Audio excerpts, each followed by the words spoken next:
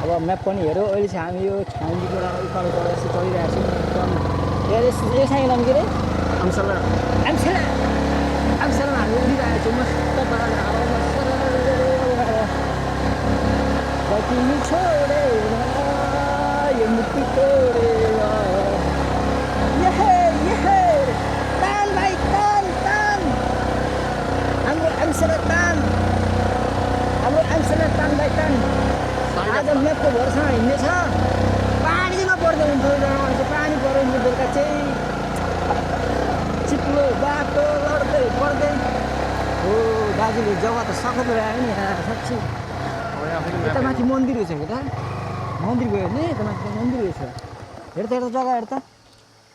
हामी यस्तो जग्गामा आएको छौँ क्या फुकिनमा पनि यस्तो जङ्गल छ यो पातङको पहाडी पछि पनि यस्तो जङ्गल छ भनेर आज बल्ल हामीलाई थाहा हुँदैछ गाइस यहाँ त मन्दिर यहाँ त्यही ऊ यहाँ त्यही होइन छोएर रहेछ जमिन जे होस् हामी यस्तो जग्गा पनि आएको छौँ यहाँ चाहिँ अब मन्दिर छ होला मेघामा के छ पनि थाहा छैन जति गएको हुन्छ नि आज डाँडा चढ्नु कति बिच मात्रै जानु कति त्यो बिचमा गएर पानी खेल्नु म त बिच अगाडि नि काम गरेर होला त्यो बिचको अगाडि पनि छुट्टी नहुँदाखेरि चाहिँ बिचको अगाडि आराममा बसाइरस गर्नुहुन्छ तर छुट्टी भएपछि यस्तो खालको जङ्गल कुद्नु लाग्छ ए हामी त सानोदेखि पनि पाहाडी जग्गा जन्मेर होला पाहाडी जङ्गल हुर्केर होला हामीलाई त्यस्तै नै मजा लाग्छ गाइस ओ सखत भ्यू आयो भ्यू हाम्रोको भ्यू देखाउँछु ल गाइस यहाँ हाम्रोको यो भ्यू हेर हामी यस्तो साइमा पुगिरहेको छौँ थाहा छैन आज हामीलाई बाटोले गएर हुन्छ जीवनको यात्रा गरे जस्तै ए के कुछ बोल्न है के भन्नु अब यहाँ बाटो कस्तो छैन होला त अहिले कसरी चढायो भन्नु डराएछ कि डराइस डरायो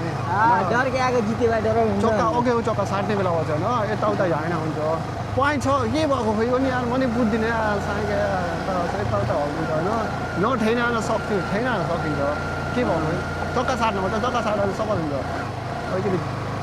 आस्ते गर्नुपर्छ नि सबै आत्तिर काम गर्नु भन्दा नि अब कुदिरहेको छ भयो त गयो होइन ढकाल्नु पऱ्यो भने ढकाल्नु परोस् न होइन के गर्छ र कस्तो बाटोमा फाइ कुदेर आयो भने यो यस्तो बाटो हामीलाई त नथिङ हो नि तर पनि यो बाटो चाहिँ कहाँ पुग्छ थाहा छैन थाहा चाहिँ आएको कृष्ण तर एउटा चाहिँ यहाँनिर चाहिँ म यो बाटो कहिले नै आएको थिइनँ मैले कहानी खोजी के गर्छु त्यो मलाई थाहा छैन तर यो बाटो म कहिले नै आएको थिइनँ नाकसम हाँसिपी भन्छ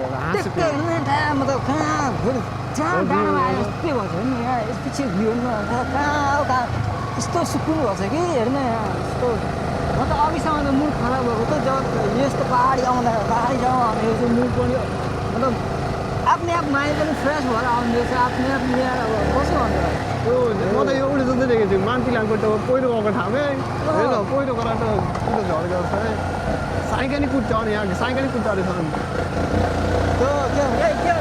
के अरे घुमा नाम्बीतिर आए जस्तै भएन हेर्छ यस्तो रहेछ हामी यस्तो जग्गामा आएको रहेछौँ गाइस यहाँ देखाउँछौँ ल हामीहरू कहाँ छौँ यो गाई वरिपरि हेर है हामी यहाँ कहाँ छौँ भने यस्तो भ्यू यस्तो बब्बल दामी भ्यूमा आएको छौँ एकछिनमा देखाउँछु ल गाई चौमिनीको